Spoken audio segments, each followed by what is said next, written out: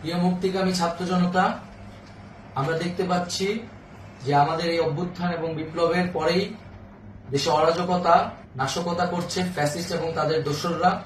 আমরা দেখতে পাচ্ছি যে বিভিন্ন জায়গায় এখন গোলাগুলি চলছে, মন্দিরে হামলা হচ্ছে এবং নাশকতা ও লুটপাট করছে।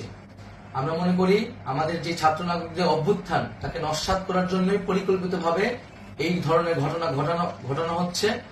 আমরা মুক্তিকামী ছাত্র জনতাকে সজাগ এবং সতর্ক থাকতে আহ্বান জানাচ্ছি এবং আমাদের যে অন্তর্বর্তীকালীন সরকার, আমরা সেই সরকারের যে প্রস্তাবনা 24 ঘন্টার সময় নিয়েছিলাম, জরুরি পরিস্থিতি মোতাবেক আমরা এখনই তার একটি রূপরেখা ঘোষণা করছি।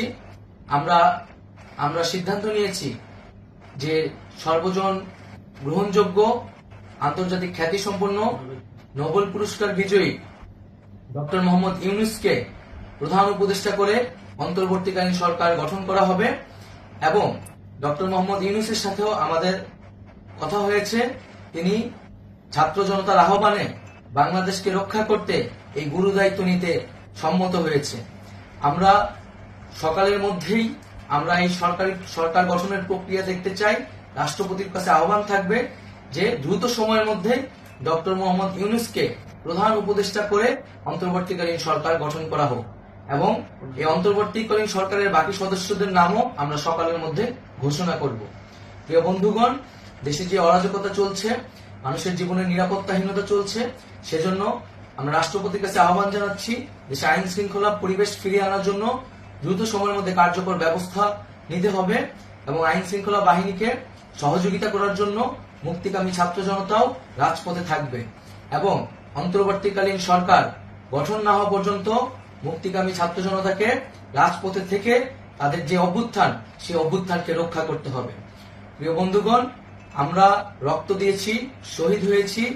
আমাদের যে প্রতিশ্রুতি একটি নতুন বাংলাদেশ গঠন করার জন্য, সেটিকে আমাদের অবশ্যই বাস্তবায়ন করতে হবে এবং অবশ্যই ছাত্র জনতার প্রস্তাবিত সরকার বাদে কোনো ধরনের সরকার কিন্তু মেনে নেওয়া হবে না।